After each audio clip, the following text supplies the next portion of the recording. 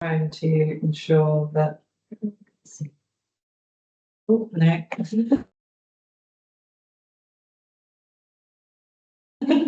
Jennifer, you'll have to drive. Oh no.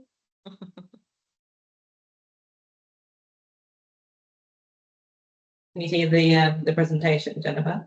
Yeah, I can see the presentation. Yeah. Cool. As in hopefully in presentation mode, right? Yes, yeah.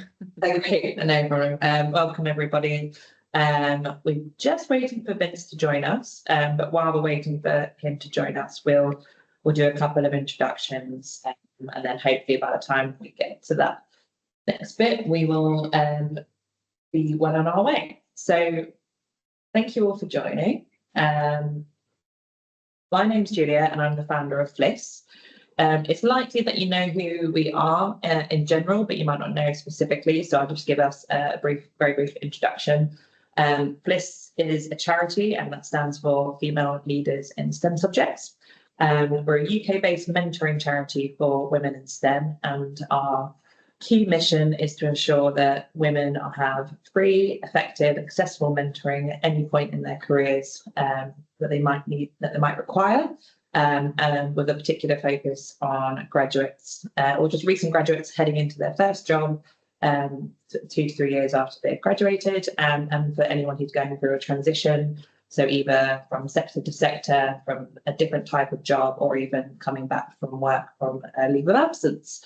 So that's who we are, and part of our offering as Fliss as a community is that we do amazing webinars like today, and we'll jump into what that looks like in a second, but just to give you a heads up that if you do enjoy today, we are doing more webinar series. Our next one is about how you can advocate for yourself effectively, and that's going to be presented by one of our trustees, Lola, and one of our mentors, Gemma, and you'll hear more about that in the coming weeks. And then the next thing to say is that we're also doing a new in-person networking event called the Catalyst Club, and that runs monthly in London. So if you are interested, please do get in touch for those too. So on to our speakers today. So with us, we have Jennifer and Vince. I'll give a quick introduction for Jennifer. So joining on today's panel is Jennifer Aniston, who is Director of Internal Audit at Playtech, a FTSE 250 company. Jennifer's background is in mathematics and statistics, led her into her career in governance and internal audit, and she has since become a powerful advocate for professional development and inclusive leadership. Beyond her executive role, Jennifer serves as a trustee and committee member for several national organisations, and she's also led mentoring initiatives, career development programmes, both in the UK and internationally. She's incredibly passionate about helping others. She's one of our mentors, and we're very, very happy to have her here with us today to talk about sponsorship. I will also talk about Vince, even though I don't know if he's here yet. Vince is someone who we work with consistently. He's one of our trustees at Fliss, and it is obviously very well known and respected. He will be on the panel today, and he's someone who truly embodies what the spirit of sponsorship means. He is a global mentor, educator, executive with over 40 years experience across leading companies, including Exxon, Suez, P&G, just to name a few. He is now a professor of chemical and environmental engineering at the University of Nottingham, and has mentored and sponsored thousands of people, including myself. And that's from students all the way up to boardroom leaders. So such a wealth of experience there to tap into. He's received numerous accolades for his impact, including the ICME Davidson Medal for Global Leadership and Mentoring and the Tech Women 400 Gender Balance Award, both very well deserved. Vince is an ambassador, a trustee for a number of organisations, as I've said, like ours. He's a champion of equity, inclusion and future talent. And yeah, it's always a pleasure to listen to Vince's experience and have him here with us today. So yeah, what a fantastic panel.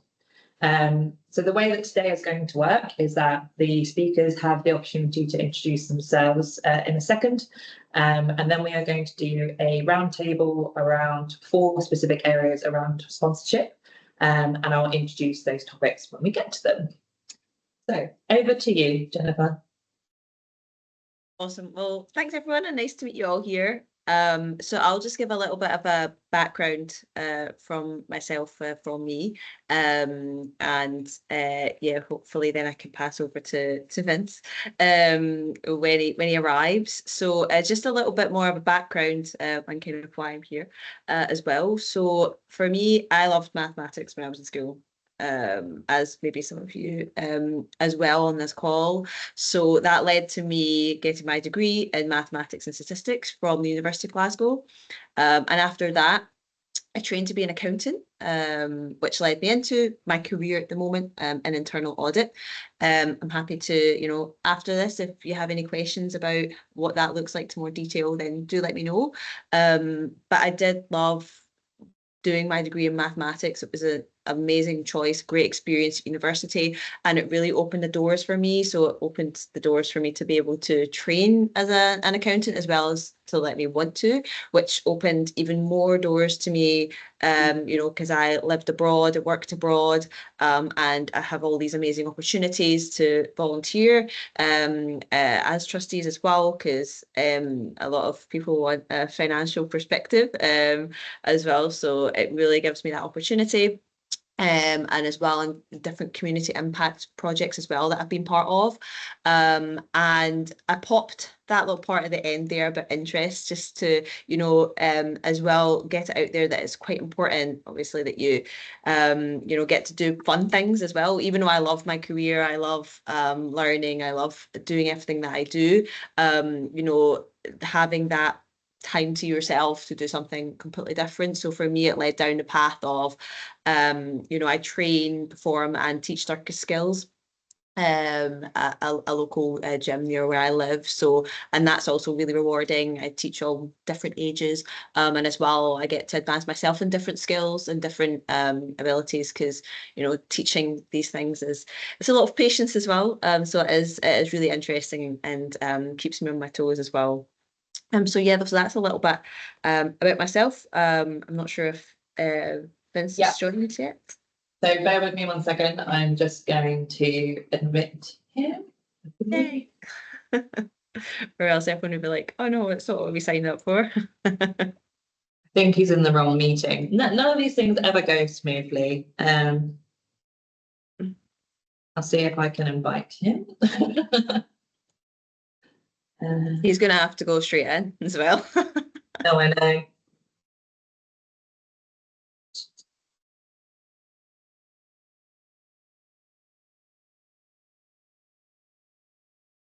I'll just to piggyback on what you were just finishing off saying. Then I love having coaching netball as something that I do as an additional part, kind of like the spectrum of my personality, and for the same reasons. Like I'm using all the same skill sets that I would use for work, but I'm essentially trying to implement them in a different way, and I learn different things by doing that as well.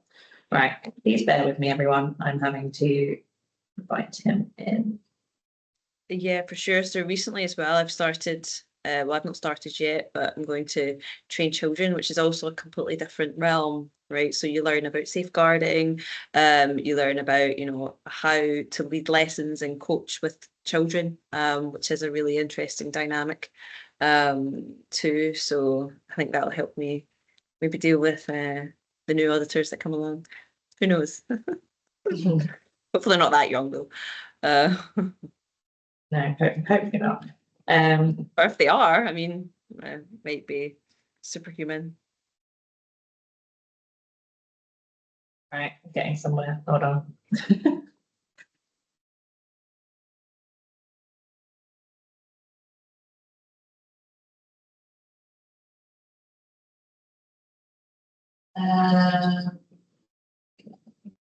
That's why it'll just be the two of us, and you'll have to be my compatriot here. No, that's fine. I'm just, I want to tap into Vince's knowledge, so it's For sure. hoping this works.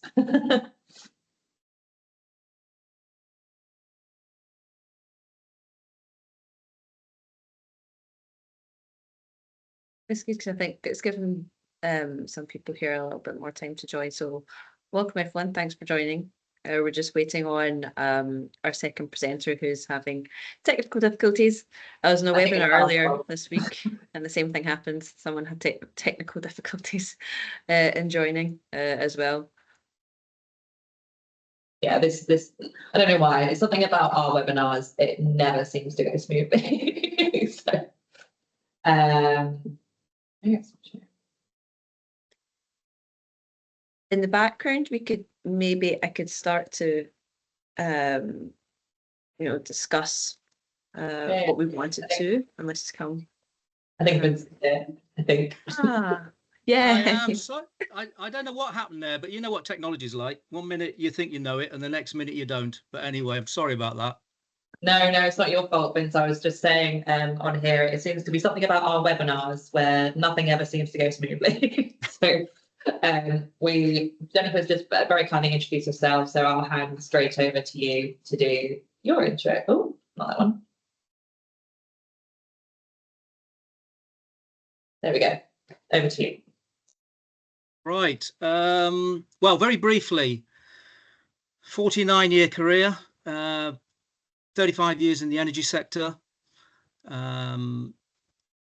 Got to where I was actually running about a third of the company's business. So it's 50 countries. It's about $1 billion today, several thousand people. So anyway, that was a highlight of my industrial career. And then over the last few years, I've moved more to a portfolio, which you can see laid out here. It's a combination of things. Professorship at Nottingham University, my old university. I've also do a lot of mentoring in business schools, particularly MBA and alums into the energy transition, which is one of my areas that's important to me. I do a lot of mentoring generally. We'll talk about mentoring and sponsorship in a minute. And then I'm on several boards, and you'll see a number of them there.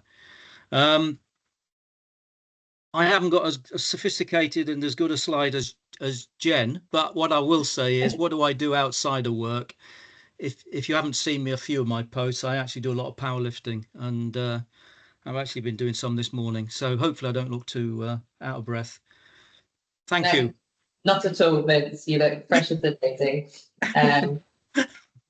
So let's jump right in. So our first question of the 4 areas that we're going to cover today is, what is sponsorship and why is it important? So Vince, I think we decided we were going to come to you first for this one. Like, can you tell me, I've never heard of sponsorship before in my life. What is it and why do I need to know about it? I will give an example soon, but I see it as somebody who is in senior leadership, generally senior leadership or executive leadership, who's fighting for me and my career. If you think about it, mentoring is quite different. Mentoring generally is about offering guidance, support, advice, and basically helping individuals develop skills and navigate their careers. The difference about that with a sponsor is a sponsor actively advocates for you, creating opportunities and using their influence and network to accelerate your career. So the key difference there for me is that the sponsor takes direct action to make things happen. And not only that, and it becomes important when we talk later on about it, they're putting their reputation on the line and their credibility. So to give you an example, I met regularly with my other general managers and executive team, and we would talk about our individual teams and about those that we felt probably we needed to accelerate their careers more. And I would have a list of people that I would do, and they would have their lists, and we knew that we couldn't all get our individuals up there. But what I would be doing is I would be talking about person X and saying what a great job they've been doing, how I believe that they've got at least another 2 or 3 levels above them, and how we should be pushing for opportunities. And obviously within that group, opportunities might develop, and that could be an international one, for example, where they needed more working in an international environment, or maybe a sideways move into something to help them develop into ultimately general management or something like that. So that's how I see sponsorship. It is mentoring is important, undoubtedly, and we should all have at least one mentor, maybe more. But it's sponsorship, and it's the sponsor that actually accelerates careers. And that's for me the key thing. We all need sponsors if we're going to move and develop our careers in the future. And again, we can talk more about that later. Yeah, I completely agree with you, Vince. And maybe it's a question you can ponder until a later point, but could a mentor become a sponsor, for example? Or is there a very strict definition? Anyway, we'll talk about that later. We'll move over to Jennifer and talk about what do you think sponsorship is, Jennifer, and why do you think it's important? Well, I mean, my example later, actually, I have a sponsor that became a mentor. So I can maybe as well take some of Vince's notes into how that worked for me as well in practice, by accident, which is also a nice accident. I mean, Vince pretty much smashed it there, like the points there. I mean, I'll just kind of, I can add a little bit of flavor, just from like my perspective, you know, with regards to, you know, it's interesting thinking about the contrast, because they're like, oh, what's sponsors are not the same as mentoring, but to Vince's point as well, mentoring happens more behind the scenes, develops those skills, builds your confidence as your bit of a cheerleader as well, and who you go to for advice on specific things and how to do this and how to do that. Whereas, you know, to Vince's point, the sponsor puts themselves out there as well, so they have to be quite confident in you, which is one thing that we'll as well discuss in a minute. So that's the kind of way I see it, because they, you know, they put their reputation on the line as well to support you, because it does reflect on them what you're like as well. So yeah, and they use their influence, open the doors for you, as well. Whereas, you know, from a different perspective, there's not many people in those types of positions that can do that. And they also, because of that, they, you know, they know what's going on in the organization, hence how generally they're a little bit more senior. I mean, I would say maybe not always. It could be a side peer that opens a door for you in a different way, that helps you excel in potentially a different way or in a new area that maybe you haven't thought of before. But it's somebody as well that has that kind of knowledge of something, and then also that knows you well enough to be able to help position you in that place that opens you to new experiences for growth, for like generally career advancement to some degree, or something that you personally wanted to do and to achieve. They can help to try and get you there, and they also get something from it as well. So you know, growing up, I've always thought, oh my God, I feel really bad being the mentee all the time, but that feed forward that a sponsor can also get, you know, it's kind of like, if you've seen, sounds a bit strange, but Hercules, the Disney movie, and then he's like, well, Hercules is like, that's my boy. That's kind of the way that they would feel, right? That proud moment, but also because you're advancing, you are making them look good as well. So yeah, there's just a few other things to add. Yeah, it's such a fascinating area as well, because it also makes business sense in lots of ways to make sure that you're building out your team, and sponsorship can be a way to do that. And you can essentially make sure that you have the backing of the people in the room. I've flipped off the slides because I realised your two faces are way more interesting than a big white screen with a question on it. So that was sort of why sponsorship is important and what it is, and hopefully everyone's got a bit more of an understanding of what that could look like for them now. But most people, once they've understood the concept of what is a sponsor, their next immediate question would be, well, how on earth do I find one? So Jennifer, what kind of, how could you find a sponsor in today? Well, yeah, I mean, I can give some kind of things that have maybe worked from me, and a few people that would know me would say.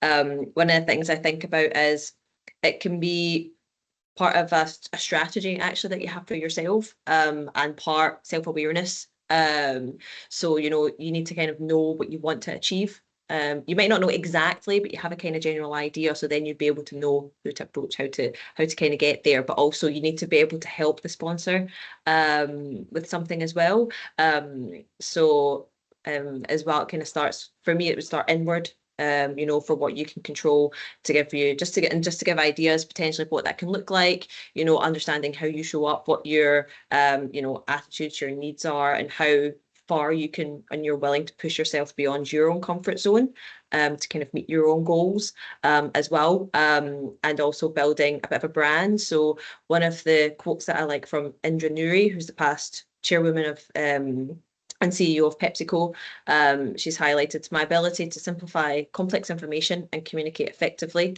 gave me an advantage over my peers, and as I climbed the ladder over PepsiCo. So that's something different. So these are differentiators that a sponsor will see in you.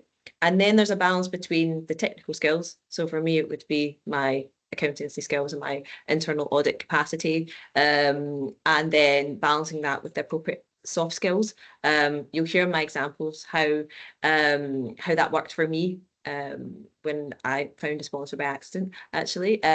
So these things as well, like knowing your craft, that can definitely help. So these things, they set you apart. So what are you known for as well? That can help. And as well for yourself, I'm talking about pushing boundaries within yourself. You can sometimes create these opportunities for yourself and almost be your own sponsor. So I would say don't underestimate yourself. You can ask to join projects, connect with people on purpose, like I mentioned, a bit of strategy, as well as your self-awareness, putting yourself out there a little bit. So people that you wouldn't normally do it. Sometimes I don't want to do it and I'm like, oh my God, this is going to be awful. But the worst thing that can happen is they would say no. If you're ready for that, then that can work.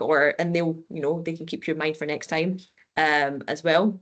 And also building your network, family, friends. It's not just career wise. You don't know where these things can kind of happen. Be a bit strategic about it. So if you know somebody, or if they have knowledge you want to untap, potentially they have a wider network, because sponsorship's all about connections as well.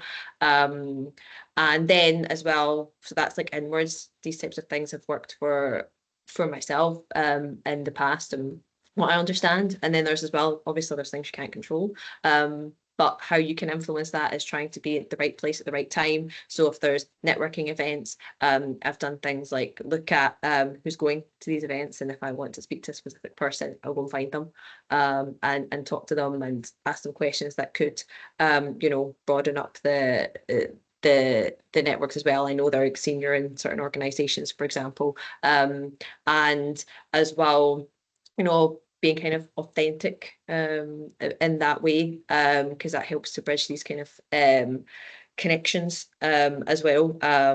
So there are a few things. I'll pass over to Vince. I'm sure he has some great pearls there.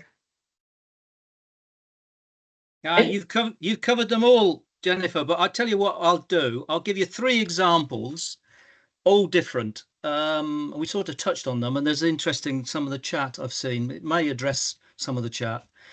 So one of my greatest sponsors was actually one of my greatest mentors. I think you talked about that a bit earlier, how a mentor can become a sponsor. So this line manager that I had at the time developed a career upwards in the company, and to quote an expression, as he moved up, I hung on to his coattails. So he actually started off as a mentor, although we never talked about the fact I was a mentee and he was a mentor. It just evolved at a relationship where he was totally different to me, but we realized we each had strengths that the other didn't have, and we actually worked together as a team. So he moved up and he sponsored, and to tell you the power of a sponsor, we could actually sit one-on-one together, and he would say, there's an opportunity coming up for an international role in Singapore, Vince, are you interested? If you are, I'll put your name forward. That sort of relationship. But we never officially said mentor or sponsor. That was the first one, which sort of evolved and happened. The second one that happened was a bit more strategic. So I had briefly met the CFO of the company, and I thought I could get on with him, and I thought he could be a good sponsor for me. So what I actually did was, he was visiting the UK. I got him to visit our most important and best team in the UK, which is actually in the North Sea in Aberdeen. Brought him over to Aberdeen. He met my team, which was, as I say, one of the best I had in the EAME region. I also got him to meet my best clients, so he went out and meet them. He was Belgian, French, so I got him to meet particularly French Belgians because I knew he would get on well with them. So that was the second part of it. And then I made sure that we had dinner together, one-on-one, and that relationship developed from that. And again, we never said you're my sponsor, I'm your sponsee. It evolved into something, and actually I was able to help him with something. In fact, we talked a lot about personal family. He had a son who was looking for a school in the UK. He didn't know how to get him into that school. I got him into that school. I helped him with that. So I was actually able to help him, and that relationship developed. So that's the second one. And then the third one, chance meeting with a female engineer at a conference who was telling me that she didn't know how she could get on in the company. She was doing a lot of hard work. The men around her seemed to be moving on more quickly, etc., etc. She says, how can I get support in the company? I said, you need a sponsor. She said, what is a sponsor? How do I find one? So we actually had a long discussion. I spoke to her online as well, met up with her. And interestingly, one of her company senior ladies was actually presenting at that conference. I told her to link up with her, and she did. And as a result of that, this particular senior executive female put her in touch with the global HR director, who then became her sponsor. So this individual now, early career, has now got a very senior level sponsor who is supporting her, and she's already had an international assignment and she's moving on. Now, they don't always happen like that straight away, but there are ways of these things happening. And I think part of it sometimes is it evolves, and part of it is you make it happen. Yeah, no, it's fantastic, both Vince and Jennifer. It is a marketing exercise, right? So it's how you get your USPs out there. I know that it can be hard to do, as you say, Jennifer, but sometimes in specific organizations like management consultancies, for example, it is the only way to operate. So you have to essentially sponsor yourself, get yourself out there and get yourself into projects. We've had some fantastic questions, which I'm hoping we can address at the end. And as such, I'll move on just to the next question because we're slightly running short on time. Hopefully this will be a bit of a quick fire round and you guys can interject if you think of any as you go. But in terms of practically, what does sponsorship look like? What are your hot tips, your hot top tips that we can take away from today? And we'll go to Vince first. Yeah, I reckon I've probably touched on some of them already. So I think I think sometimes you have to be strategic in this. What do I mean by that? That I actually tell some individuals, and by the way, when I mentor, I sponsor. I mean, my view is it's interlinked. So mentoring and sponsoring for me is I do together for people. And I think part of it is if you're looking to find somebody in the organization, I would map out the organization at the level and actually look at the individuals and see what sort of contacts you've had with them already, and then try and get a meeting with them a bit longer to talk about career and development and see how it goes. And it may be that the individual doesn't look as though they're going to be very helpful for you, and they really want to end the meeting very quickly. They're looking at their watch and everything. So there's a pretty valid decision there that may not be helpful, but there will be others, I'm sure, who will be much more supportive. And the key, of course, is to work with them, try and meet them as regularly as possible, and where you can, to obviously support them. And the thing you must never do. We're talking about individuals here who are going out on a limb for you. They're putting their career on the line, so you never let them down. So I think it's about sometimes being more strategic. It's about, I mean, I'll give you an example on the strategic one. There was quite a senior lady I was mentoring. She said she wanted to get to meet the CEO, but she found that he kept coming in very early in the morning, and she couldn't get to meet him. I said, well, you know what you need to do, don't you? I don't need to tell you. You need to get in early in the morning, and you need to bump into him in the car park. So she did that, and she was able to do it. So I think, often the tips are obvious. It's just sometimes needing the courage to actually undertake them and get on and do them, and not expect things to happen just like that. Sometimes we need to take the initiative and do it. And I'm sure, well, actually, we'll have some interesting questions around that that I can already see on the chat. Yeah, I think that's a really good point there, Vince, that there is obviously having the bravery to go and ask, but part of having that bravery is kind of understanding that I think people who are in the position to sponsor understand that, and if they don't, then I think that's a flaw in their sort of their career development. So they've grown. So don't be afraid to say to people, you know, I'm looking for a sponsor in this company. They're going to understand what that means, you know, and you can be quite direct about it and be clear on what you're asking as well. Don't just go to them and be like, I need a sponsor. Be like, I need exposure to this area of the business that I don't necessarily have sight of. I need elevating in these skill departments, or just a door opening to have a chat to that person I can't get hold of. So yeah, Jennifer, do you have any more top tips to add to that?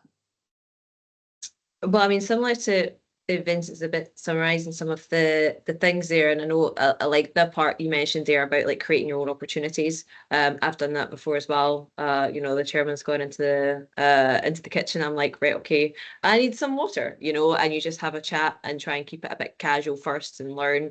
That's generally a really good way of doing it. I'll try and keep it a bit short because I'm looking at these questions. I'll answer these questions now, right? Because they're very interesting, and I've got another couple of examples actually I can give from other people's experiences. But some of the things to kind of highlight there for me: know yourself, and then be yourself. So you know, you can also tell if you're not in the right environment for things like this, which sounds like some of these points might be. I've always been fortunate that that's the case, but then I've known when I'm not wanted or not wanted, you know, these types of things as well. You can get that quite fast. Then it's just trying something else, and knowing your craft, as I've called it, you know, knowing your technical skills, because that's although I've also seen that sometimes you can be too good at that. So it's knowing when the balance is right from things like that, and exactly what Vince was talking about there about being intentional about your network. So you don't just want to meet someone for the kind of for the sake of it. It's pinpointing out that person, so out the person in the car park at the chairman, or even like knowing how to get to them. So things like knowing the PAs, I've always found that being good. If you have a wee bit of chat with those types of individuals, then trying to get into the diaries of these people, it helps a lot. It helps a lot more. These people shouldn't be underestimated. And then just to Vince's point there, being clear about what you want. You know, do you want to be involved in a project? Is there an opportunity in the business? Do you want a promotion? Or a gap? Is there something there for you? For me, it was promotion opportunities, and I had to demonstrate that, and it was getting invited to meetings, and sometimes I even set up meetings that I thought should be there, and I created the opportunity that way. And that's how I found my sponsor, actually, and being seen as well. So you might find it annoying, you might be pushing the boundaries of your own, you know, like I mentioned earlier, pushing yourself out there. It's like, I don't want to have this conversation, but have the conversation, because usually that uncomfortable feeling is a sign that, you know, you're doing something for yourself. And I often underestimate that as well. You know, sometimes you feel like I don't deserve these types of things. I'm in where I deserve, and it's like, no, that's not the case at all. So push those like limiting beliefs, what they call them, right? So pushing beyond those, and because you do deserve it. Yeah, personal assistants, if anyone isn't aware, make the world go round. So make sure if there is anyone who has a personal assistant, they are your first port of call into getting some time with that individual. And don't do what I did once, which put me in bad books for a PA. And because when you get to certain organizations of a certain size, you'll have people who have a PA who manages multiple people's times. So if you piss off that one PA, you are locked out from all of those calendars. And what I did was put in a blind invite. So instead of talking to her first about gaps that I could put an invite in, I just kind of sent it without checking, and that's a big no in the world of these people. They don't like that. They don't understand. They don't know the context, and so they don't know how to manage it properly. And don't do that. That's my tip. Don't do what I did. Cool. All right. And then I guess we've spoken about a couple of different examples of different types of sponsorship. I just wonder if you have any more case studies that you wanted to talk about before we head into Q&A, Jennifer. I have one, and I might steal someone else's that I know as example. So for me, I started a new job and reported to the director at the time, and I just, to be quite honest, focused on doing my job and doing it the way that I thought would be really well. Because I loved the job I was doing. I was in a great opportunity. It was like a big step up for me. I had a team that I managed. It was great. And what I started to do was, because I gave insights in a different way, which is an important part of my job, it was noticed by very senior leaders in the organization, and I started building a strong relationship with them, and then I started to get invited to like dinners and things, and then what people started to say to me, what he started to say to me, sorry, was when we go out for these dinners, all you do is talk about work. And it's like, I don't know what else to talk about. And he's like, don't talk about work. So starting those relationships, and then they started to see how I built relationships. And this was also during COVID, so that whenever I started to meet these people in real life, they're like, how did you have these relationships with these people that are really difficult stakeholders? And eventually, because of all of those, so because I actually had the blinkers on to everything else, I just did my job. I communicated well with people. I started to take on that piece of advice, which was, don't just talk about work, talk about other things, get to know people, try and remember the things as well, because sometimes I'm very bad at that. Remembering, they have, 2 daughters, and they go to the school and this is what they study as well. Try and remember those types of things. But yeah, and then eventually that put me in good stead, which I didn't even realise, for a promotion. So they put me forwards for it in front of a big committee, which, to your point, Vince, puts their whole reputation on the line, because if I can't do that job, then it looks really badly on them. But fortunately, we weren't at that level. So that individual, really, really pushed me forward, because he saw that I was good at my job, I was good at talking to people, and I cared about the organisation. I care about the people that I work with and the people that I work for. So that was all apparent. And now that individual left. And now that's when it kind of turned to mentoring. So each time I email them, I get a big long list of, these are the things that you should think about. And I'm like, oh, right, okay, yeah. So I feel like I'm being told off, but it's the good way. But yeah, that relationship was able to flip, largely just because I was being myself and being technical. And then I had to switch. I had to get the balance between knowing when the technical skills are required and the communication ones, because now it's more the communication, the soft skills, the getting to know people. They're the things that make the difference now, which I'm still learning as well. And there is one example I've seen, which might help one of the questions actually, where one of a colleague of mine in another organisation had a leader that didn't give those opportunities. So my director actually as well opened up all the doors for me as well instantly. I don't know if it's because he didn't really want to do the job. Maybe he signed out, he was a bit older, he's ready for retirement.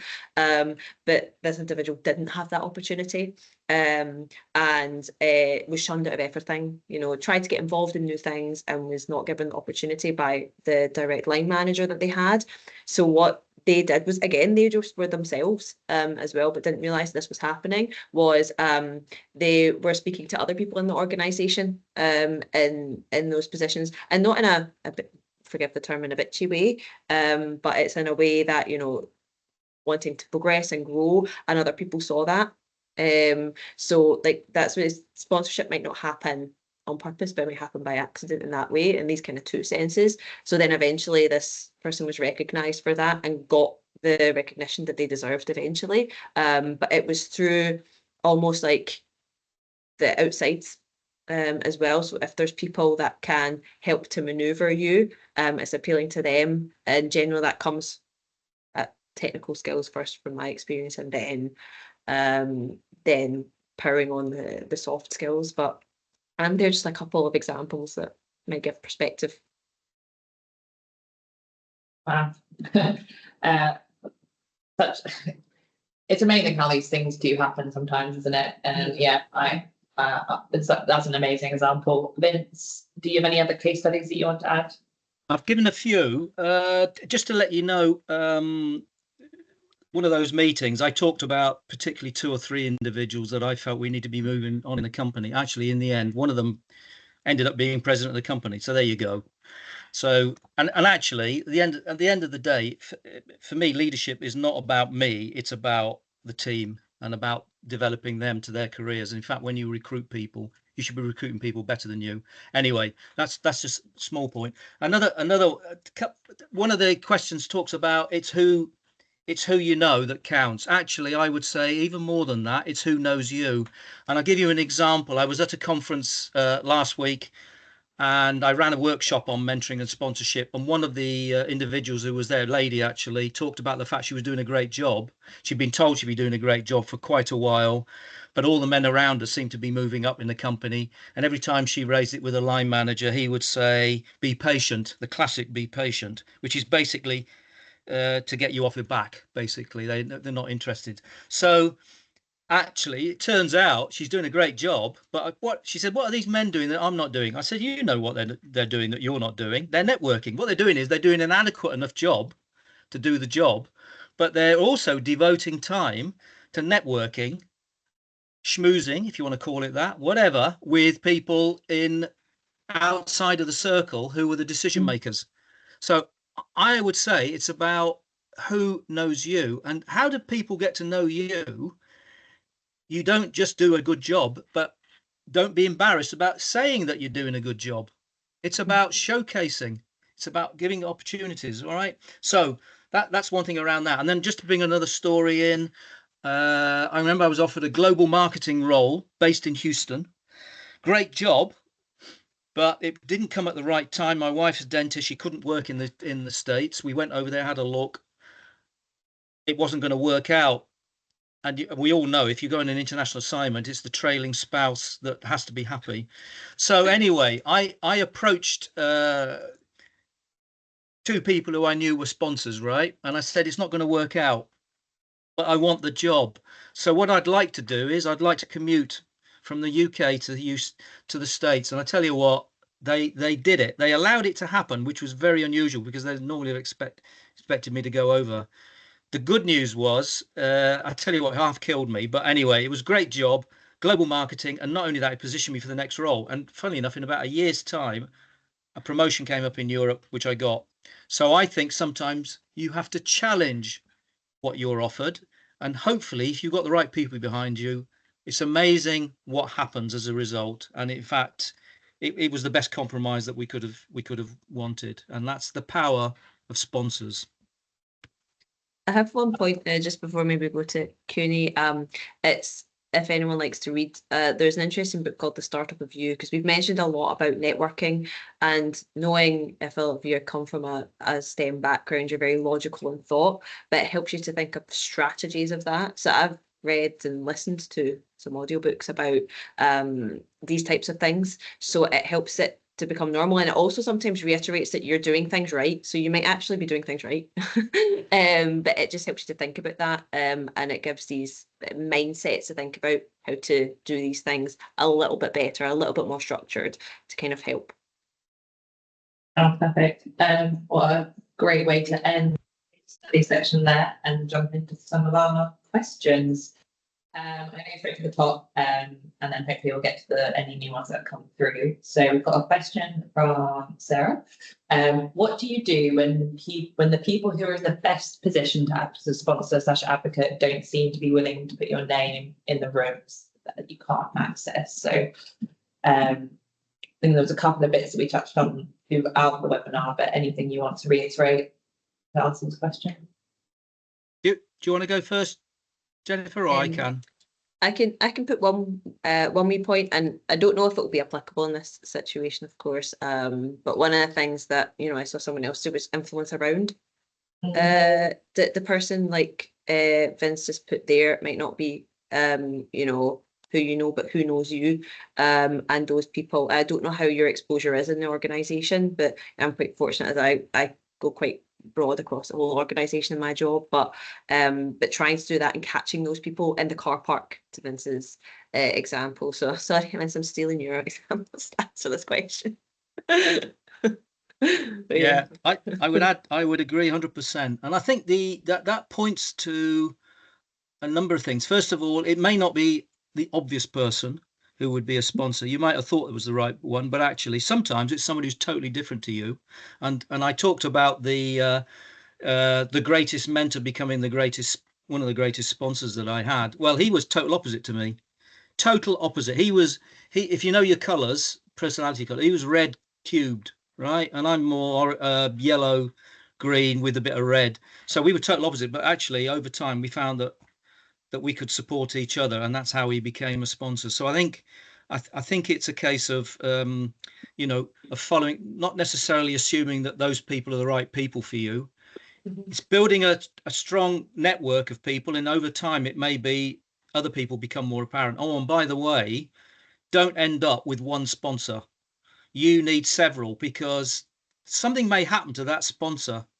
They may leave the company, whatever, and then you're stuck. And that's happened to me in my career. I had a superb sponsor, but the company that I was with sold us, and I hadn't cultivated another group of people in the US, and that was probably to my detriment. So I think you need more than one.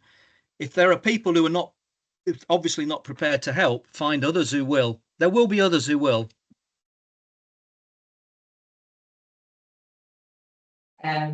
It's a really hard situation, and if I can't reiterate I can't add any more than what's already been said, but when you can't influence around and you can't influence sideways, I think there's also a case of influencing with your colleagues in peer-to-peer, just as an option. So the next question then from Josdeep is, sometimes direct leaders do not want to sponsor you because they don't want you to leave the organisation or their team. It's a good one. They want to hold on to their best performers. Any advice in this situation? Well, they're terrible managers, of course, because the good manager, the good leader, wants to see their team members achieve the highest that they can achieve in their career. So these are poor leaders and managers who all they care about is themselves, because they think by having good people in their team, it reflects on them. Frankly, if they're not prepared to change, I would move groups. I would find somebody else who is more open, because that sort of manager is just going to hold you back, or you're going to leave the company. It's a very poor style of management. I think the Chartered Management Institute recently did a survey that showed 80% of managers were accidental, and that's a sort of an accidental manager, in my view. They've got there because the company couldn't think of what else to do with them, but they're actually not leaders, which is what a manager should be. So that's what I would do. Jennifer? Yeah, I mean, it's definitely an option. The other thing, of course, if you're in a situation maybe you can't leave necessarily as easily based on maybe other influences in your situation. I don't know if it would be possible to make sure there's a successor for yourself. There's somebody else strong in the team that can do what you do, or at least to a certain degree, because that's probably been too good now. And then it's maybe brushing up on, because you're potentially, I don't know exactly, a bit more technically good, and that's maybe as well something to develop on a softer skill side, to help communicate and find those other people that Vince is talking about in a different group, in a different team, or potentially big yourself up for maybe another job in a different organization potentially as well, because that's where as well, even personally from my perspective, I find sometimes difficult to get that.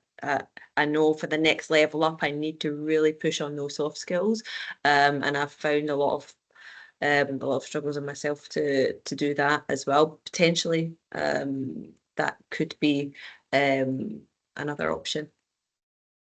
Yeah, I think for this one, in terms of like advice for this specific question, it can be a bit of an emotional thing as well, because you might have some loyalty to your team or your manager. I think it's a case of really evaluating what you are getting out of that situation, and trying to put yourself first. I can't. I spent a long time in a job because of misplaced loyalty. So don't feel like because you are their top performer that you owe them anything, would be my first thing to be starting to think about. Yeah, and you might love your job. You might love the job, but it's like, you know, so it's really, yeah, I can understand. And it's going to be quite specific. So yeah, reach out if you've got any specific questions. More than happy to help. This is a great question. Sponsorship often ties back, it's a bit long, so bear with. Sponsorship often ties back to the old adage, it's who you know. This dynamic frequently loops into the concept of the boys' club, where informal networks of influence are dominated by men. As a result, women can face significant challenges in assessing these circles, finding sponsors and leadership positions who will advocate for their advancement. Do you have any tips on how to reach and get to those in leadership who are possibly men to become a sponsor? Well, it's interesting. This morning, I was mentoring two ladies that I mentor who work in Prague, and one of them raised this point about the fact that the men often meet for a drink, and I don't really like drinking. I said, well, you know what? I had exactly the same situation. I don't drink much alcohol either, and I certainly don't drink as much as a lot of the people that used to meet up together. But you know what I did? I still met with them. I said, you can drink an awful lot of soft drink and still not get drunk and still network, because the trouble is, until these things start breaking down, and maybe they are breaking down already, sometimes it is what used to be the water cooler, maybe the bar, and maybe the golf course, right? And again, I don't play a lot of golf, but things are often discussed there. So I think there is a boys' club. The leadership needs to see that and make sure that people aren't being missed out because they don't want to be a part of that. But I don't see anything wrong in you actually maybe making some time to be part of some of those discussions, because there's no doubt at the moment there's still quite a lot of opportunities that are discussed at those times. The other thing, of course, it reflects, you should be talking to everyone should on the line here today should have at least one mentor. I would recommend at least two, one internal, one external. You should be talking to your mentor about how you can get engaged in that sort of activity. And in fact, that points to another thing about that somebody raised, Julia, about what happens, how do you schmooze, particularly if you're neurodivergent. That's an interesting point. You don't, you know, everybody seems to think schmoozing is licking up to people, having a drink with them, this, that, and the other. It's not necessarily that. I think the greatest sponsors I had, I'm not that way anyway. I might be able to navigate it, but I don't drink a lot. I don't play a lot of golf or anything like that. But I've been able to develop relationships with people by being honest, authentic, which is what Jennifer talked about earlier. You're right. Sometimes it may feel as though if you're neurodivergent, it might be more difficult to network. But actually, my experience is the best networkers are probably the people who are the most introvert, because actually they're more likely to listen rather than the extrovert who's probably likely to be speaking before the other person's even finished the question. So I wouldn't see that as a problem. I think you can network and develop relationships whether you're a neurodivergent or not. And we often talk about people who've reached the top of companies who are neurodivergent. We can name a whole bunch of them, can't we, off the top of our heads? How have they done it? Well, they were able to do it because they were still able to network with the right people and get the right sponsors. So give it a go is what I say. Jennifer, anything to add? I can maybe pick up on that kind of schmooze point as well, because that question I actually thought was quite interesting, and before we go on to another question, because as well for me that's interesting what Vince has said about listening. I'm paying attention. So I have a few friends that are neurodivergent, and it depends obviously on which area you're at, but they find it really interesting to listen to people, and they are very interested. They ask questions, they're very curious about people, and people love to talk about themselves. So those types of things, and if you remember things, so it's taking those things step by step. And then what I often find with people I meet in my organization as well is pretending to take on their ideas maybe more than I do. Oh, that's an amazing idea. What do you think about this thing I'm working on, and trying to bring them into your process and kind of feeding their ego a little bit. Generally I found these types of things kind of work to start the momentum of that relationship as well. So maybe another couple of points there. And I think you mentioned something earlier, Vince, about answering that question. It might be who knows you as well, because in my example, I didn't even think about being sponsored. I was just kind of doing my job and thinking about the best thing for the company as well. So if you share goals, if you show that your goals are together as well, you're working for the same purpose, because my line of work, people don't always think that, but if you show that somehow, if you show that you know that person, you know their job, you know what we're all here for, and we're serving that purpose together, and you can show examples of that, generally that can also help, and you're like, oh, we're on the same page. Which is also quite nice, and that could help build the relationships. And then to Vince's point, you don't know if that person will be a sponsor, or that person will talk to their boss about you as well at any other level. So then a door is open in a different way. So you might go down before you go up. Yeah. So many good tips. I'm trying to manage the incredible chat that's happening in the chat. We are very quickly running out of time. So I guess what I'd like to do now is just quickly, any closing remarks on sponsorship? How could we, or what's the one thing that you want people to take away from your talk today? And we'll start with Jennifer, just as you're on my screen. Be yourself at the end of the day. And we mentioned authenticity as well, and maybe you have to flex your approach, and that's not being fake, it's being flexible. That's kind of one of the things I would say. Amazing. Yeah, that's great. No, I'd agree with that. I think probably the most important thing for me is network, and I'd say network. I think that's for me, that's the key. And don't be put off or worried about doing it. Be courageous, brave, get out there, network with people, and you would be amazed at the opportunities that will come up in your life as a result of it. Yeah, I totally agree. It's a nice way to finish on the incredible it's not a trilemma, it's not a dilemma, but I can't think of the other word. Triple power of mentoring, sponsorship, and networking are the three things that you should 100% be focused on if you're trying to accelerate your career. Well, thank you so much, Vince and Jennifer. I absolutely love that chat. And indeed, when we were having our pre-chat yesterday, I didn't think we were going to stop talking. So it's always lovely to both. If anyone has any follow-up questions, please feel free to drop us an email. I can always send them on to the speakers, and I'm sure they would be happy to have a look. But yeah, hopefully everyone in the chat can, I don't know if they can clap, but yeah, thank you so much. It was a wonderful webinar. I was really pleased. Thank you. Have a nice day. Bye. Everyone. Bye.